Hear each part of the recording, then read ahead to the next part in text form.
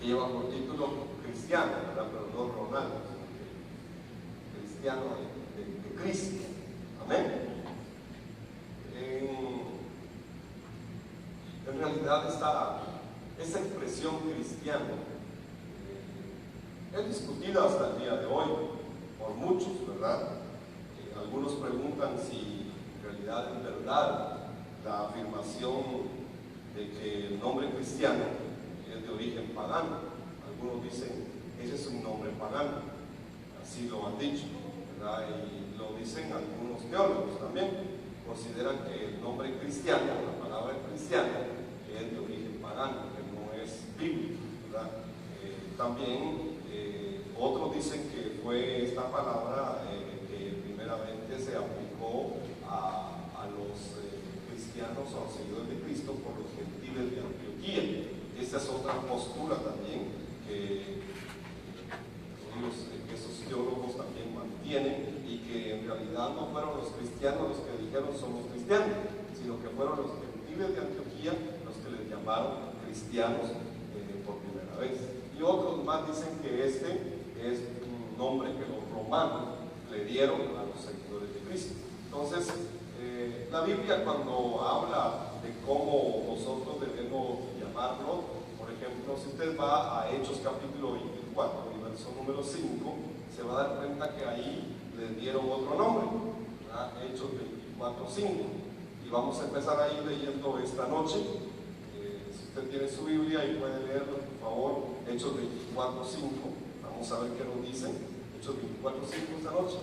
Pueden encontrar eso, usted lo lee ahí en su Biblia. ¿Está listo? 1, 2 y 3. ¿Todavía no lo he encontrado? Hechos 24, verso número 5. ¿Ven? ¿Ya no tiene? Voy a contar a 3 entonces y lo leemos al unísono. 1, 2 y 3.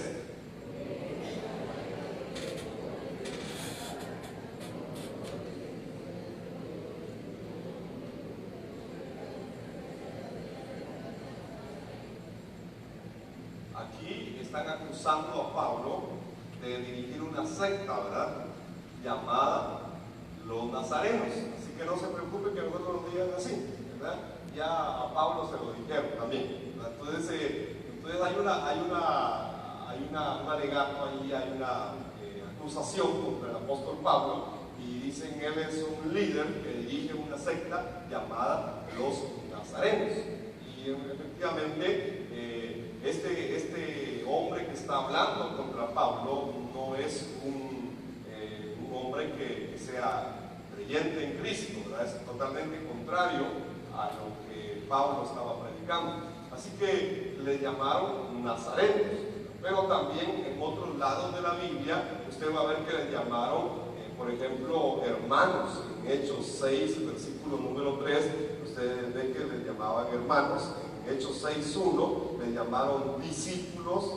En 1 Timoteo 4:12 le llamaron creyentes.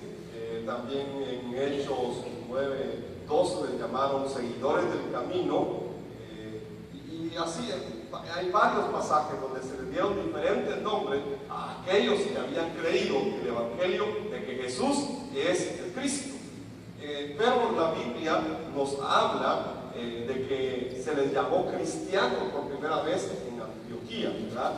Y es que este nombre se dejó de usar y fue hasta el siglo II, o sea, después de que Cristo se había ido y pasaron los primeros años, pasaron los primeros 100 años y luego los segundos 100 años, hasta a finales del segundo siglo es que otro hombre volvió a llamar cristianos a los seguidores del camino, a los seguidores de Cristo, ¿verdad?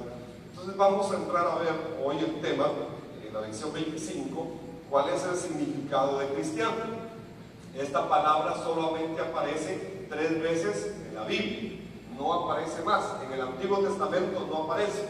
A ninguno en el Antiguo Testamento se les llamó cristiano. Era lógico, ¿verdad? Porque Cristo no había venido.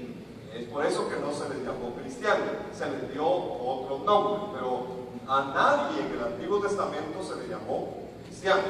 Pero en el Nuevo Testamento encontramos solamente 3 lugares en la Biblia donde se menciona este término de cristiano. Hechos 11 y versículo 26, es el primer versículo, y dice: y se congregaron allí todo un año con la iglesia y enseñaron a mucha gente, y a los discípulos, a los discípulos se les llamó cristianos por primera vez en Antioquía. ¿A quién se les llamó cristianos?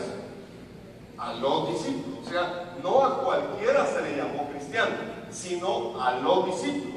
¿Y cómo se distinguía el discípulo? Es que creía que Jesús era el Cristo.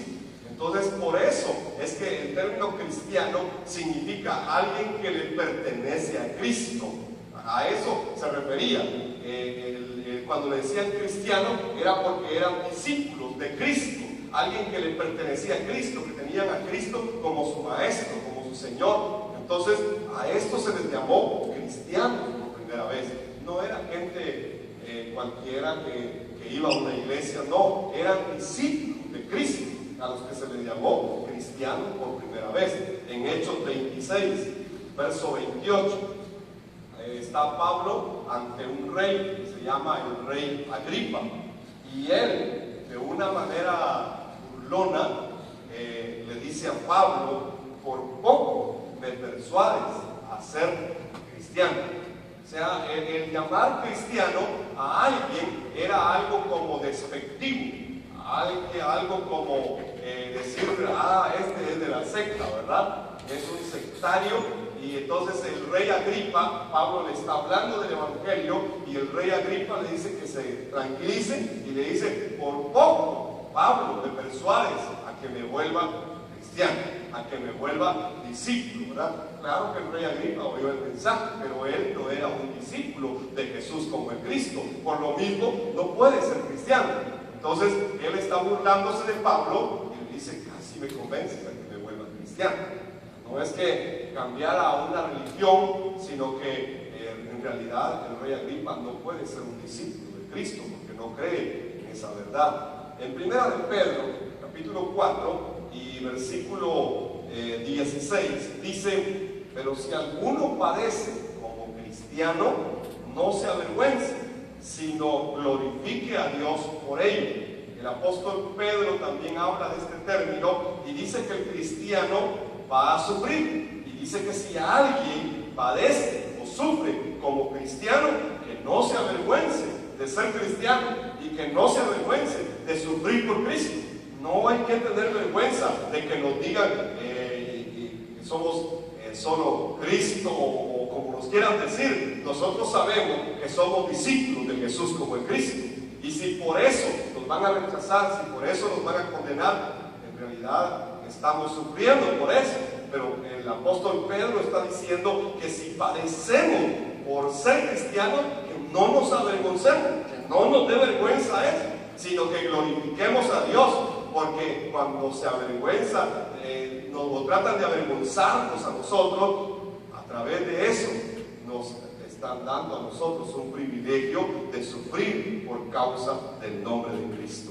Así que no se avergüencen de que lo llamen como lo llamen. Le van a decir un montón de cosas, le van a decir: usted es esto, usted es lo otro, pero cuando usted sufre como cristiano, dele gloria a Dios por ello. Entonces, ser cristiano, o sea, pertenecer a Cristo, ser un discípulo de Cristo, no es ser un religioso.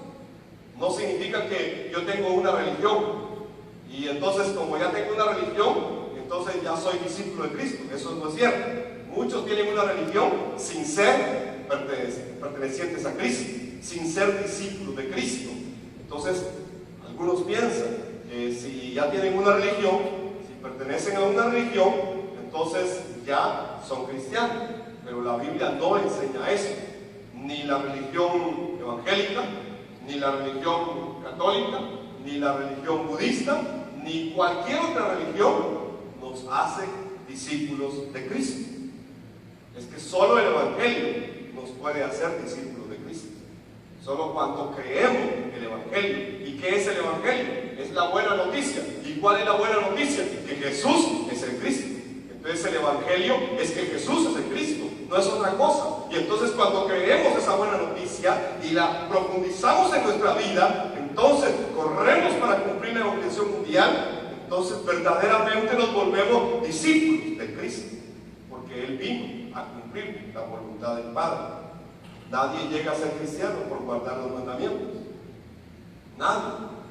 Por ejemplo, muchos dicen, es que yo ya me bauticé, entonces ya soy cristiano. No, es que el bautismo lo puede hacer cualquiera. Incluso cualquier religión bautiza. Si usted revisa las religiones, todas, o tal vez casi todas, las religiones bautizan. Hasta en la universidad lo bautizan a uno. Entonces, ¿será que el bautismo me hace cristiano? No, el bautismo no me hace cristiano. Algunos creen que por cumplir ese mandamiento, entonces ya son cristianos. Otros dicen, es que yo estoy cumpliendo los sacramentos de mi iglesia. Para los católicos son 7, para los evangélicos son 12. Entonces, ¿cuál vamos a obedecer? ¿Qué sacramentos hay que cumplir? Entonces, si yo cumplo los sacramentos, entonces yo soy cristiano. Tampoco. Te volviste católico, te volviste evangélico, te volviste budista, te volviste lo que quisieras, pero no cristiano. Porque cristiano es alguien que le pertenece a Cristo.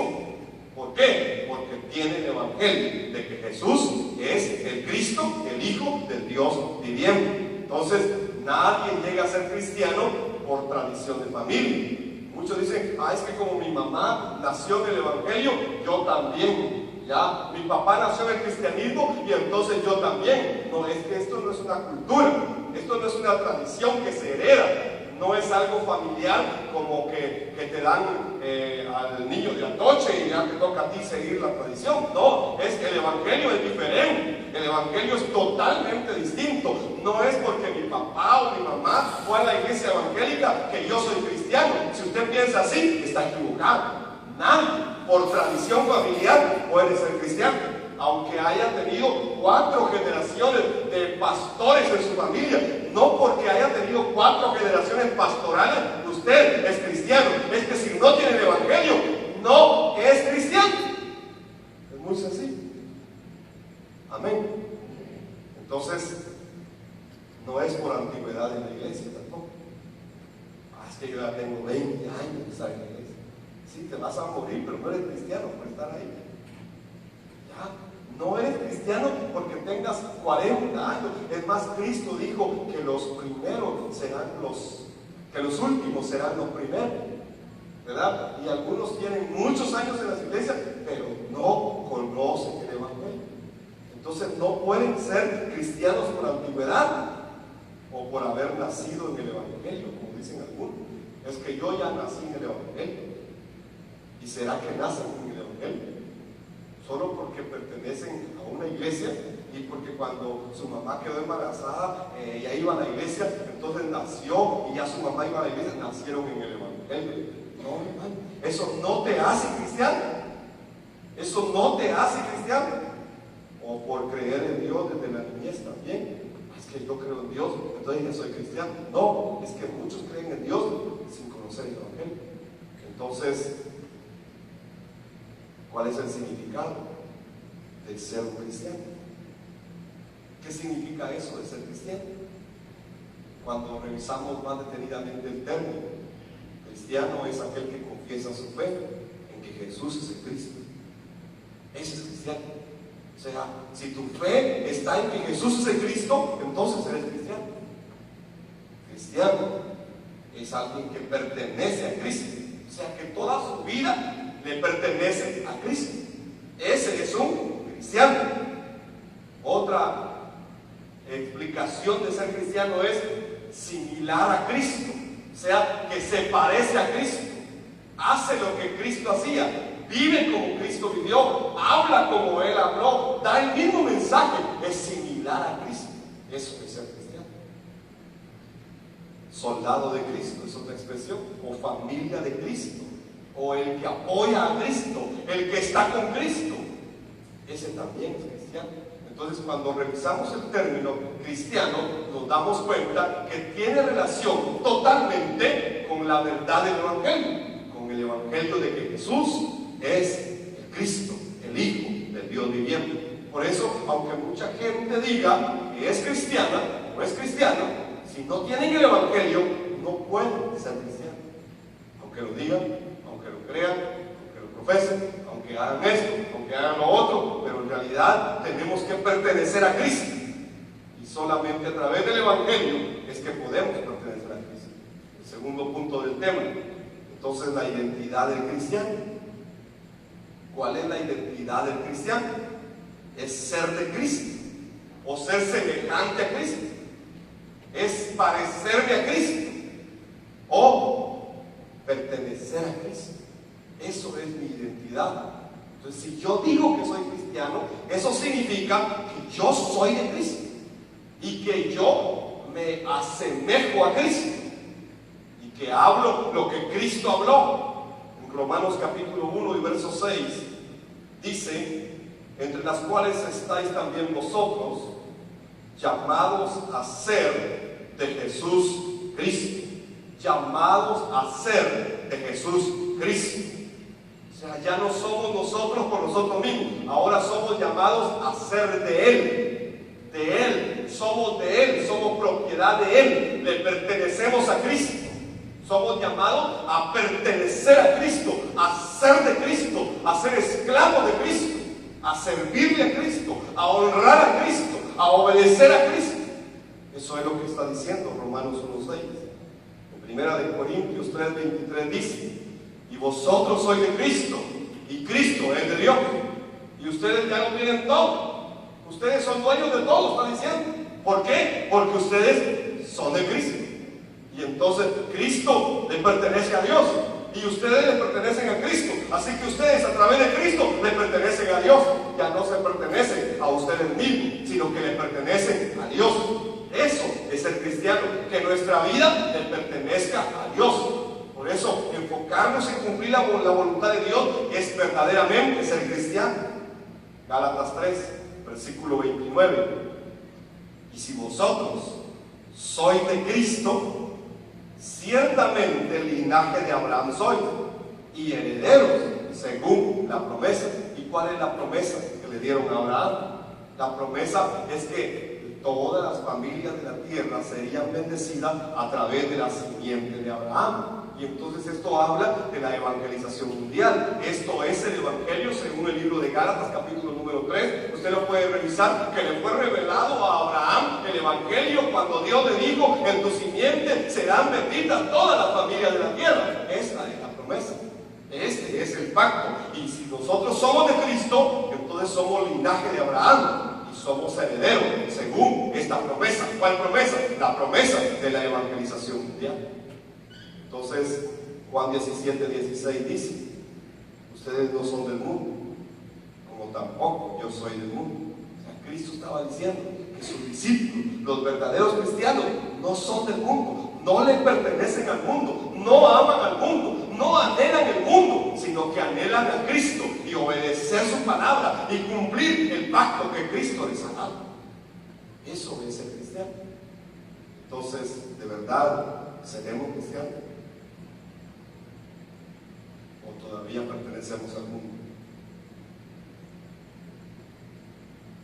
En 1 Corintios capítulo 6, versos 19 y 20, dice: o ignoráis que vuestro cuerpo es templo del Espíritu Santo, el cual está en vosotros, el cual tenéis de Dios, y que no sois vuestros, porque habéis sido comprados por precio. Glorificad pues a Dios en vuestro cuerpo y en vuestro espíritu, los cuales son de Dios. O sea, yo ya no me pertenezco a mí, yo ya no le pertenezco al mundo, yo le pertenezco a Dios. Y dice que mi cuerpo y mi espíritu le pertenecen ahora a Dios. ¿Por qué? Porque yo soy de Cristo, yo soy cristiano. Entonces todo lo que hago es de acuerdo a la dirección que el Espíritu Santo me da.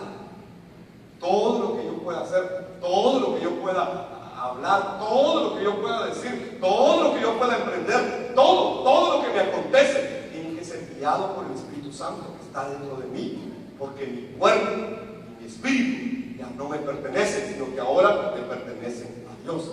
Por lo tanto, debo glorificar a ese Dios al cual yo le pertenezco. Colosenses 3, versos 9 y 10.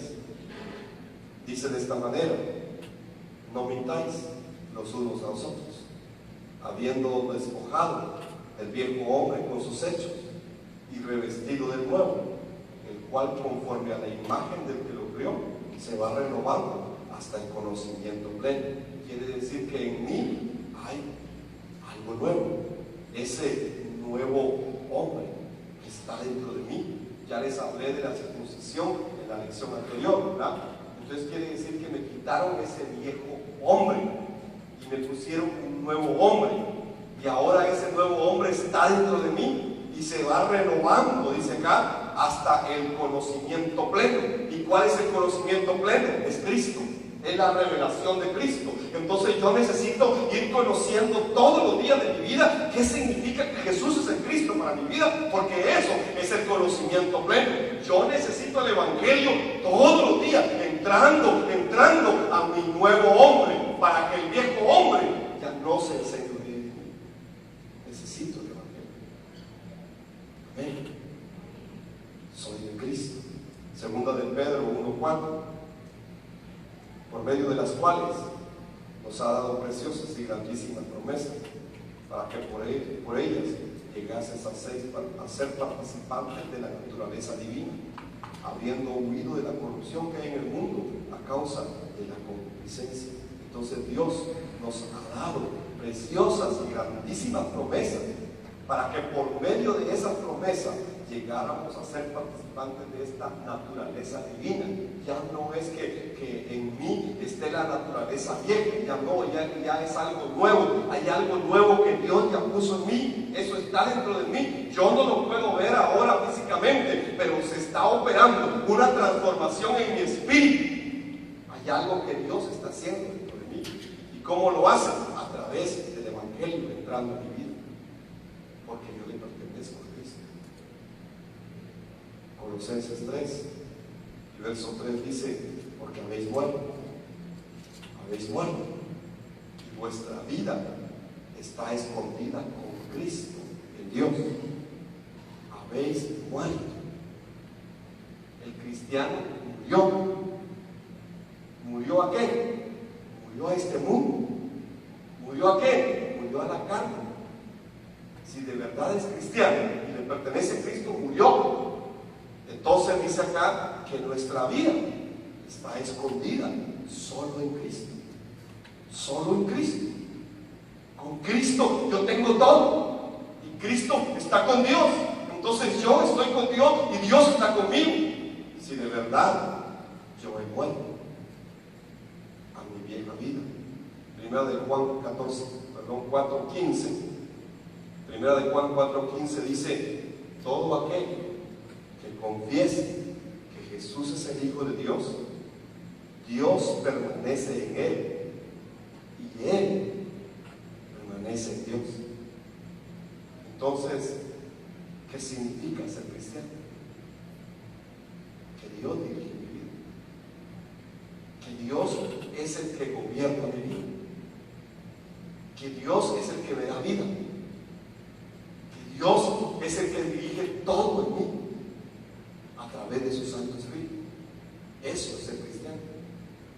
Es que yo ya morí y ahora debo dejar que Cristo se glorifique en mi vida. Voy al punto 3 entonces del tema: ¿cómo debe entonces ser la vida del cristiano? ¿Cómo debe vivir el cristiano? Primera de Pedro 2:21 dice: no os he escrito como si ignorasen la verdad. O sea, está diciendo aquí Pedro que él no está escribiendo a los que ignoran la verdad, sino porque la conocen, él les escribe. Y dice: y porque ninguna mentira procede de la verdad. Ninguna mentira procede de la verdad. ¿Es usted mentiroso todavía? ¿Cómo vive el cristiano? ¿Cómo debe vivir el cristiano? Ninguna mentira procede de la verdad. Entonces quiere decir que hay algo que debe desaparecer en mí, que es la mentira. No es que yo solo digo mentiras así suave, es mentira. Si es que solo lo hago por el momento, es mentira. ¿Quién es el mentiroso? Satanás, y él niega que Jesús sea Cristo. Entonces, ¿quién es el padre del que practica la mentira? Sigue siendo Satanás. ¿Cómo debe ser la vida del cristiano? Algo que debe desaparecer de tu vida es la mentira. Examínate de 1 a 10, de verdad, cuán mentiroso eres todavía. ¿Cuánto mientes? La vida del cristiano dice que la mentira debe desaparecer, según la Biblia. Sí, pero es que no, mentira es mentira. Entonces tienes que decir la verdad, aunque eso traiga consecuencias a tu vida, pero es mejor la verdad y no decir la mentira. Tienes que aprender a ser veraz, porque no procede la mentira de la verdad. Ninguna mentira procede de la verdad. No puede ser así, porque nosotros sí conocemos la verdad, no la ignoramos, y conocemos que la verdad es Cristo, y entonces de Cristo no procede la mentira. Y si Cristo está en mí y Él gobierna mi vida, si yo soy cristiano, entonces quiere decir que yo ya no soy mentiroso. No importa en qué momento de la vida, ya no mientas. Ya no mientas. Aprende a decir la verdad, aunque te cueste, pero di la verdad. Ya no seas mentiroso. Gálatas 3:11, como debe ser la vida del cristiano. Que por la ley ninguno se justifica para con Dios. Es evidente, porque el justo por la fe vivirá. Entonces, ¿cómo debe vivir el cristiano? Por medio de la fe. ¿Pero cuál fe? La de creer en el Evangelio. ¿Qué es el Evangelio? Que Jesús es el Cristo. Y entonces, ¿cuál es la voluntad de Dios? Que con este Evangelio hagamos la evangelización mundial. El justo por la fe vivirá. El justo por la fe vivirá. No es que ya no tenga que trabajar. No, es que el justo por la fe vivirá. Entonces Abraham trabajaba, Isaac trabajaba, pero vivieron por la fe. Moisés trabajaba y vivieron por la fe.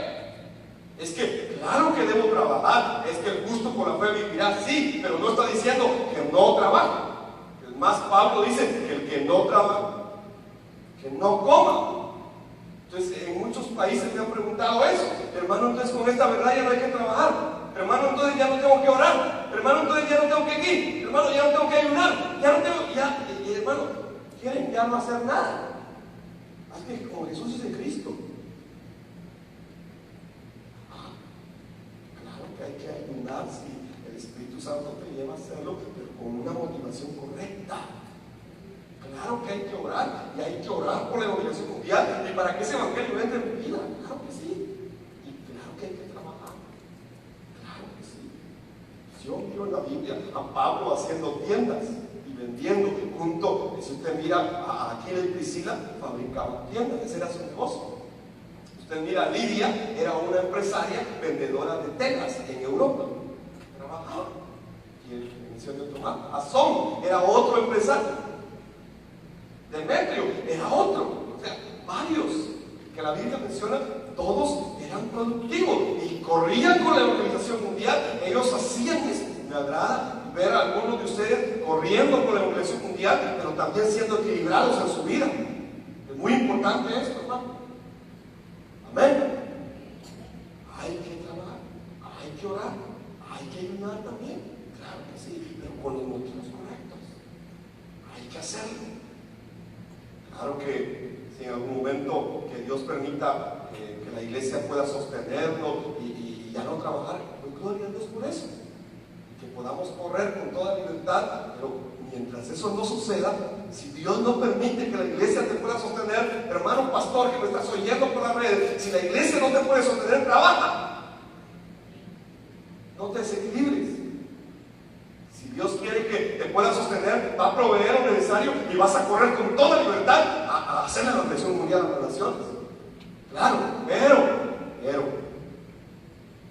no nos desequilibremos, porque el justo por la fe vivirá. ¿Qué significa eso? La fe de que Jesús es el Cristo, y por esa fe yo voy a dar mi vida, yo voy a hacer todo por por esa fe de que Jesús es el Cristo, el Hijo del Dios viviente. Por esa fe voy a vivir. Eso es lo que significa esto, que por la fe el justo va a vivir. Efesios 4, versículos 12 al 13, a fin de perfeccionar a los santos para la obra del ministerio, para la edificación del cuerpo de Cristo, hasta que todos lleguemos a la unidad de la fe y del conocimiento del Hijo de Dios, a un varón perfecto, a la medida de la estatura de la plenitud de Cristo. Entonces la vida del cristiano debe perseguir esto, es perfeccionar a los santos para una sola cosa, para la obra del ministerio y para la edificación del cuerpo de Cristo, hasta que todos lleguemos a la unidad de la fe. ¿Y cuál será el punto de unidad de la fe? El Evangelio, porque todo lo demás nos ha dividido. Si usted puede ver, algunos aplauden, otros no aplauden, otros gritan, otros no gritan, unos danzan, otros no danzan, otros usan teclado, otros no usan teclado, unos usan batería, otros usan tortuga, de todo ahí. Entonces eso no nos puede unir. La doctrina, que algunos dicen que esto, que otros dicen que lo otro, que unos dicen que siempre usa pantalón, otros dicen que no es necesario, y bueno, hay un montón de cosas. Pero ¿cuál es la unidad de la fe? ¿Cómo podremos llegar a tener la misma fe? Es solamente con el Evangelio, creyendo que Jesús es el Cristo y respetando. Si hay hermanos que todavía creen que la mujer no debe usar pantalón, pues amén, ya, respetemos. Y cuando vayamos a dar los seminarios, entremos respetando lo que ellos creen. Amén. Vaya a una paca y consígase una falda y vaya a predicar. Amén. Se entienda que en el campo usted se va a encontrar con esta situación, pero dice que estamos buscando la unidad de la fe, porque solo a través del Evangelio podemos encontrar esa unidad de la fe. Entonces, lo demás es secundario, y claro que para nosotros no tiene importancia, ¿verdad? Pero para ellos sí. Entonces no se maquille ese día y vaya a predicar. Es que miren que nos van a ver por la página. ¿Qué importa? Es por Cristo. Que me va a quedar grande la falda, ¿y qué importa? Si es por Cristo. Es que me va a quedar muy larga, ¿qué importa? Si es por Cristo. Tenemos que dar la vida por Cristo. Amén. Bueno, como si aquí pues usa el pantalón, ¿cuál es el problema? Aquí no tenemos problema, pero los hermanitos acá tienen problema. Entonces hay que respetar al débil de su fe. Eso es lo que Pablo dice. Tenemos que ser cuidadosos en ese punto. Entonces, buscando la unidad de la fe. ¿Y cómo? A través del conocimiento del Hijo de Dios, de Cristo. Que conozcamos al Cristo, para que lleguemos a la estatura de un varón perfecto, a la medida de la estatura de la plenitud de Cristo. ¿Y cómo es esto? Solamente con el Evangelio, no con otras cosas. Solo con el Evangelio. No con otras cosas, solo con el Evangelio. No se necesita otra cosa más que el Evangelio. Si tenemos el Evangelio, tenemos un estándar a nivel mundial.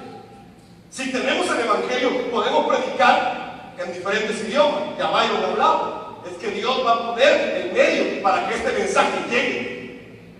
Yo lo vi en Mozambique. Yo no sé portugués. Y apareció un guatemalteco en Mozambique viviendo en la ciudad donde yo fui a predicar por primera vez este Evangelio. Tenía 8 años de que Dios lo había llevado ahí y se encontró conmigo y él me tradujo que Dios tiene preparado todo, que es lo que necesitamos, el Evangelio, pero lo tenemos que tener bien claro, bien profundo entre nosotros para poder darlo, porque si no, no lo podemos dar.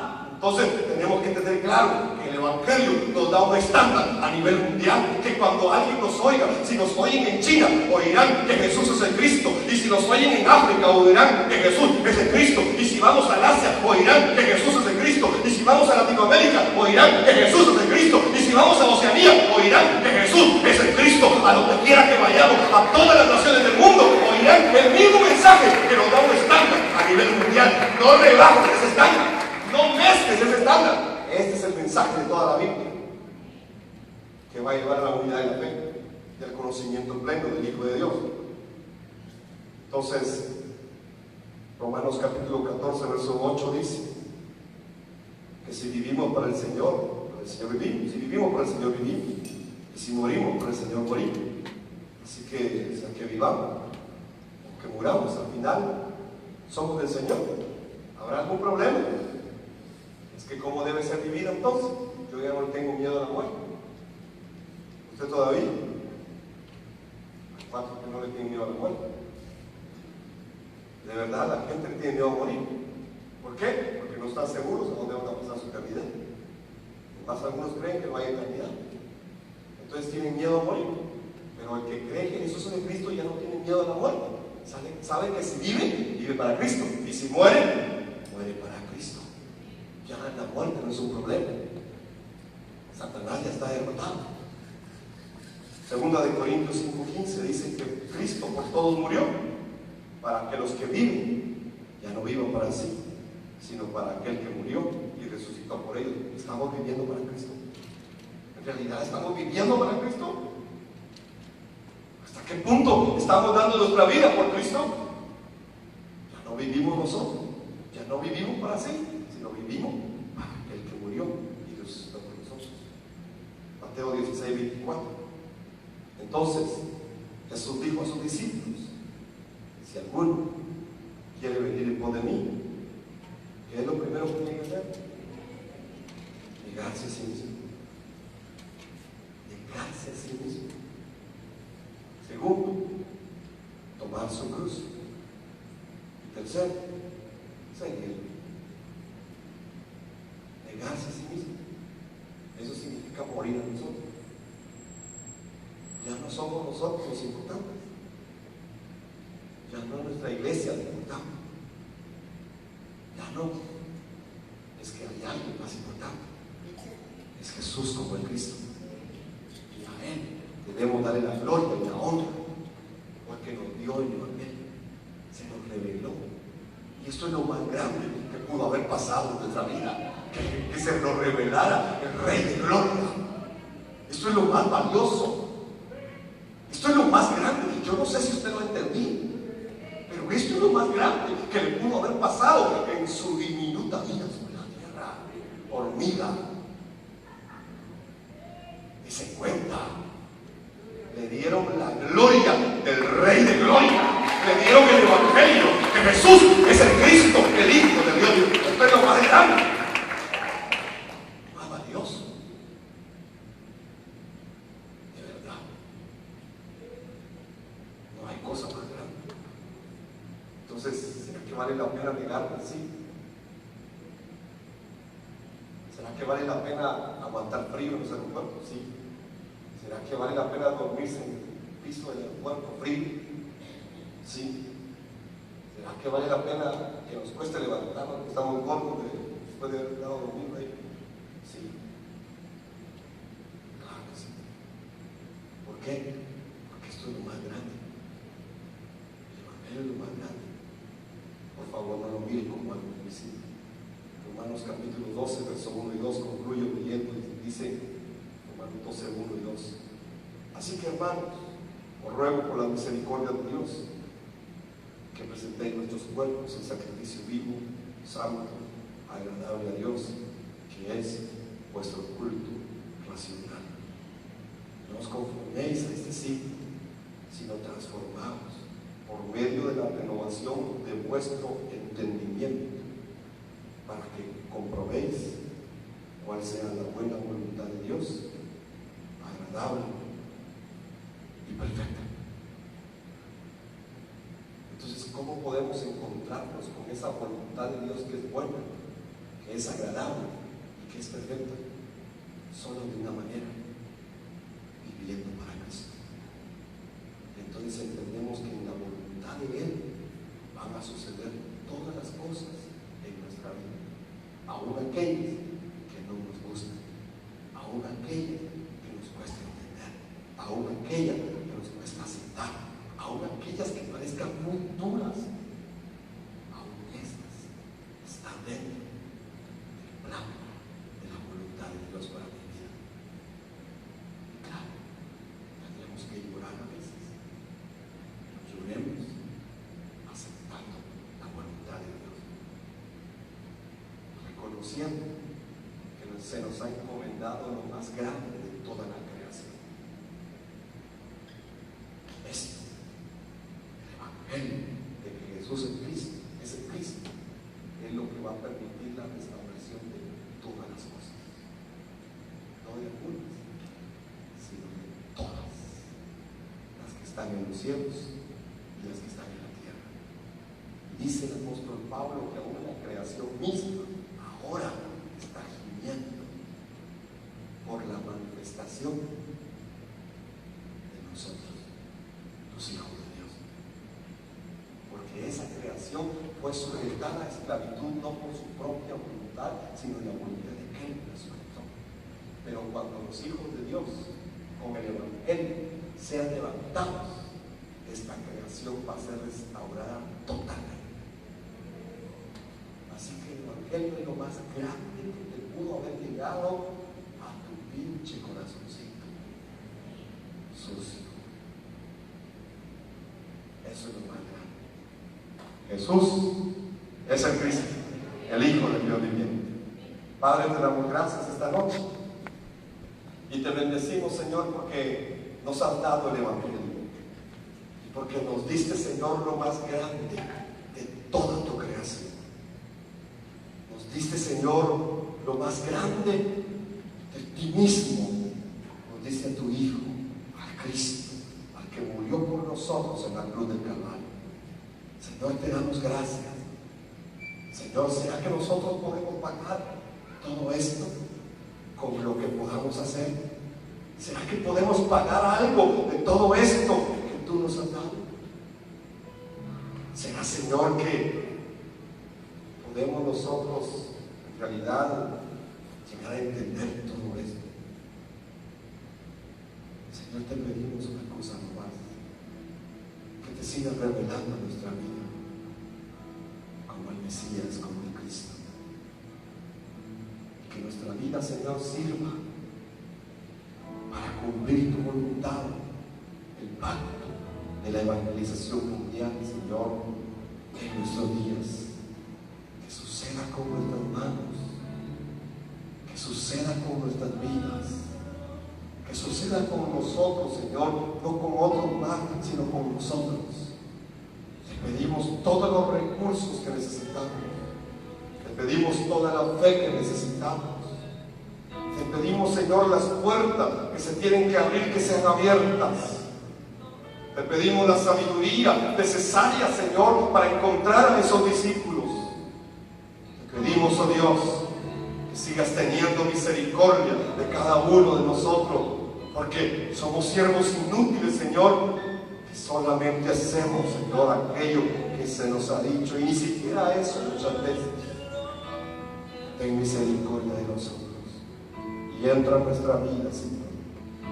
Ponemos toda esta nación, Señor, delante de tu trono, y que sea, Señor, una luz a las naciones, Padre, y que el mundo conozca que Guatemala, Señor, ha reconocido que Jesús es el Cristo.